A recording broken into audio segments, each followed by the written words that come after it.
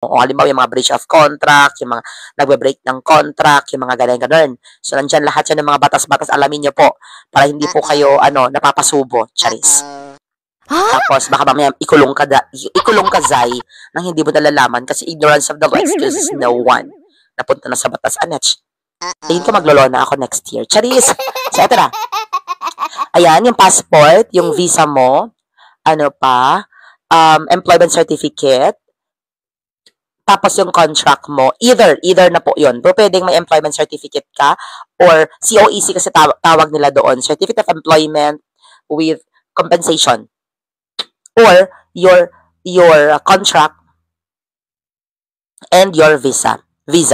And of course, number 4, kailangan po register ka sa POEA. So may form ka po ng POEA or the proof or the receipt ng iyong membership or registration sa POEA. Ayan. So, kailangan mo yun, kabayan, ha? Huwag mong kakalimutan bago ka mag-avail. Parang sa pag-ibig, kunwari, yung mga walang pag-ibig dyan, wag na kayo, chance. So, kunwari sa pag-ibig or SSS or any government, blah, blah, bago mo makuha ang benefits, kunyari, may calamity, magka-calamity loan ka, hindi ka naman miyembro ng pag-ibig. Paano ka bibigyan, Zay? So, kailangan member ka muna. Ganon din po tayo sa SPIMS. Kailangan miyembro ka registered ka ng POEA din as an OFW para makapag-avail ka po ng mga benefits and privileges na binibigay sa mga balik manggagawa. Ayan.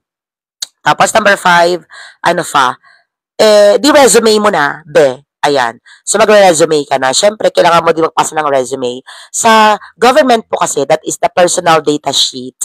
PDS form po tayo. So, hanapin niyo po yung PDS. Tapos, nandiyan naman marami po yan sa online, PDS form. Tapos, fill out niyo po yan mga